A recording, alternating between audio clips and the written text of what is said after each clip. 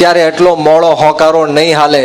બંને હાથ ઉપર કરી મુઠ્ઠી વાળી અને તાકાતથી બોલવાનું છે, બોલો ભારત માતા કી, ભારત માતા કી, જય જવાન, જય જવાન.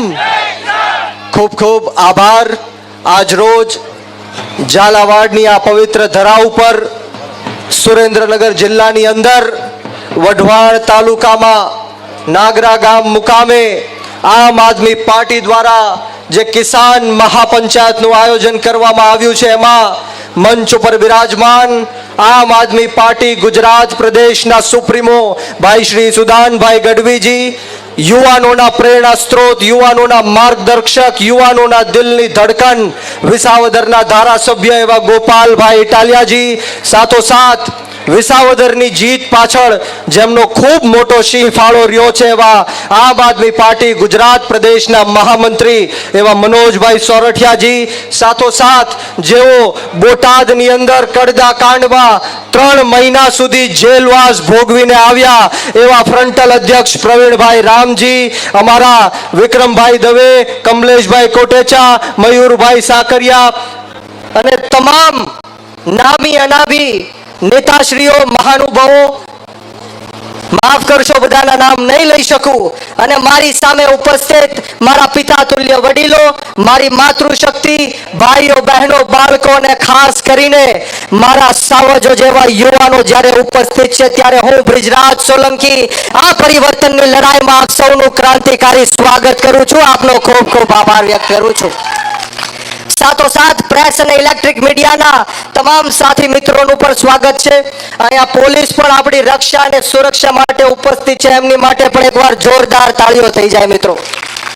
મિત્રો વિશેષ વાતો નથી કરવી, સમય બહુ ઓછો છે. ત્યારે આજની આ સભામાં જ્યારે હું રસ્તામાં હતો ત્યારે અનેક યુવાનોના મને વિક્રમભાઈ ફોન આવ્યા કે બ્રિજરાજભાઈ આજની આ સભામાં ન આવવા દેવા માટે આ ભ્રષ્ટાચારી ભારતીય જનતા પાર્ટીના નેતાઓના અમને ફોન આવ્યા કે આમ આદમી પાર્ટીની સભાઓમાં નહીં જાતા, આમ આદમી પાર્ટીના નેતાઓને સાંભળવા નહીં જાતા, અમે તમારી ઉપર ખોટા કેસો કરશું, તમારા ધંધા રોજગાર ઉપર પ્રહાર કરશું, તમને જેલમાં નાખશું. ત્યારે હું આ જાહેર મંચ ઉપરથી આજના આ મંચ ઉપરથી આ ભ્રષ્ટાચારી ભારતીય જનતા પાર્ટીના નેતાઓને કહેવા માંગુ છું કે તમે ગમે એટલો અન્યાય કરો, અત્યાચાર કરો, ખોટા કેસો કરો, જેલમાં નાખો, પરંતુ અમે ગરીબ ખેડૂતના દીકરા તમારી સામે મોરે મોરો દઈ દેવા માટે તૈયાર છીએ. આવનારા દિવસોમાં સમગ્ર ગુજરાતની અંદર આમ આદમી પાર્ટી ગુજરાતના 54 લાખ ખેડૂતોને સાથે રાખીને દેવા માફીની વાત હોય કે ખેતરે સિંચાઈનું પાણી પહોંચાડવાની વાત હોય, ખેડૂતોને મફતમાં 24 કલાક વીજળી આપવાની વાત હોય, ખેડૂતોની સાથે સાથે ખેત મજૂરોને પણ સહાય આપવાની વાત હોય, આવા તમામ મુદ્દે અમે આમ આદમી પાર્ટીના નેતાઓ ગાંધીનગરનો માર્ગ અપનાવશું અને જરૂર પડે તો વિધાનસભા ઘેરાવ કરવાનો પણ અમારો પ્રયત્ન રહેશે. મિત્રો, ત્યારે આપ સૌનો સાથ સહકાર જોડે છે, ત્યારે અહીંયા મોટી સંખ્યામાં યુવાનો બેઠા છે. ત્યારે હું યુવાનોને કહેવા માંગીશ કે આજે સમય આવી ગયો છે જ્યારે ખેડૂતોના હક, અધિકાર અને ન્યાયની વાત યુવાનોએ કરવી પડશે. યુવાનો, ખેડૂતો માટે લડો, લડી ન શકતા હોય તો બોલો, બોલી ન શકતા હોય તો સોશિયલ મીડિયાની અંદર લખો, લખી પણ ન શકતા હોય તો સાથ આપો, અને સાથ પણ ન આપી શકતા હોય તો જે લડે છે, બોલે છે, લખે છે અને સાથ આપે છે એનું મનોબળ ક્યારેય તોડતા નહીં. કારણ કે આજ લોકો તમારા હક અને અધિકારની લડાઈ લડે છે. ત્યારે મારે ખેડૂતોને કહેવું છે કે ખેડૂતોની આજે આ પરિસ્થિતિ શું કામ છે?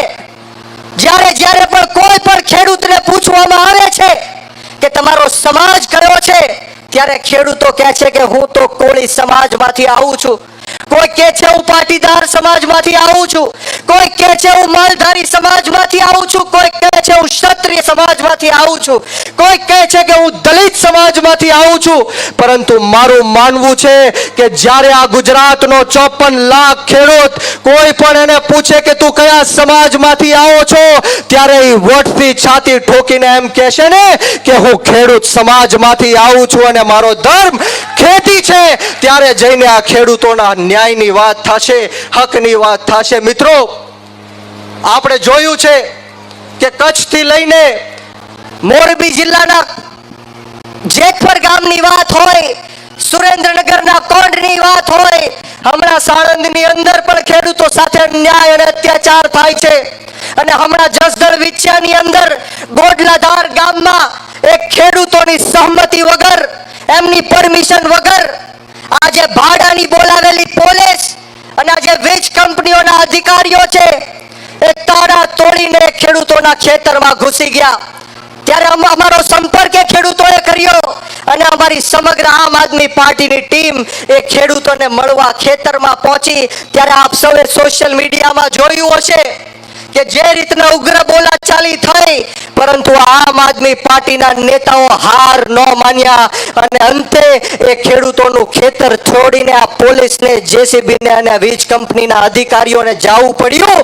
એ આમ આદમી પાર્ટીની તાકાત છે. મિત્રો, અહીંયા બેન બેઠા છે, હમણાં બેને મને સવાલ કર્યો કે બ્રિજરાજભાઈ, તમારા હાથમાં કઈ જાદુની છડી છે કે આ પોલીસને પણ ખેતર છોડીને જવું પડ્યું, જેસીબીને પણ જવું પડ્યું? ત્યારે હું બેનને કહેવા માંગીશ કે બ્રિજરાજ સોલંકીના હાથમાં જાદુની છડી નહીં, પરંતુ જાદુનો હાવણો છે.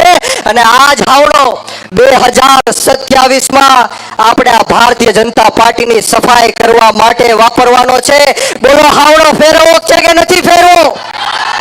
આજની આ સંખ્યા જોઈને મને લાગે છે કે સુરેન્દ્ર જિલ્લાની અંદર અને વઢવાણ વિધાનસભાની અંદર પણ વિસાવદર વાળી થવાની છે. બોલો, થવાની છે કે નથી થવાની?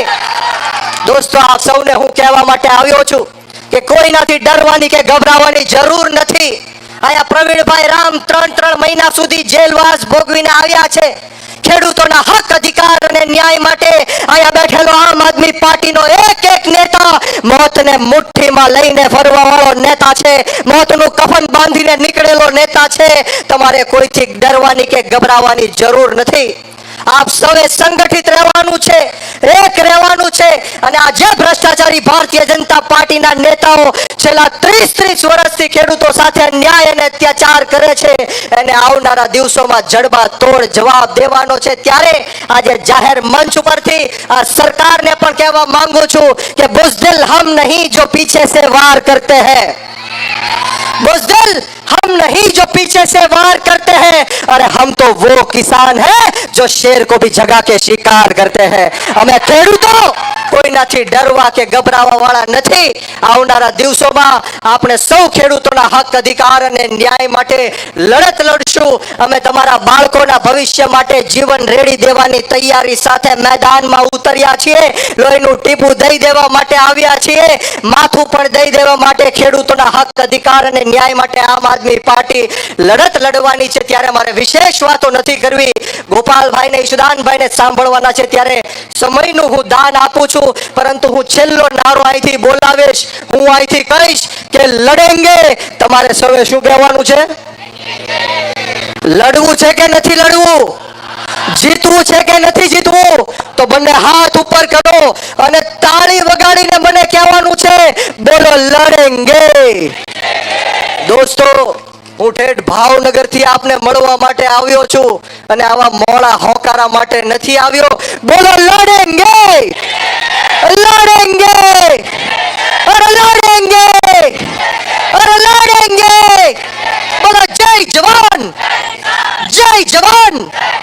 ખૂબ ખૂબ આભાર. અમને જે બોલાવીને માન સન્માન આપ્યું, 2 શબ્દ બોલવાની તક આપી, તે બદલ તમામ આયોજક મિત્રોનો આ તકે હું ખૂબ ખૂબ આભાર વ્યક્ત કરું છું. અને આવો ને આવો સાથ, સહકાર અને પ્રેમ હર હંમેશ મળતો રહે એવી માતાજીના ચરણોમાં પ્રાર્થના સાથે આપ સૌને બ્રિજરાજ સોલંકીના જય હિન્દ, જય ભારત, જય જય ગરવી ગુજરાત, જય જવાન, જય કિસાન.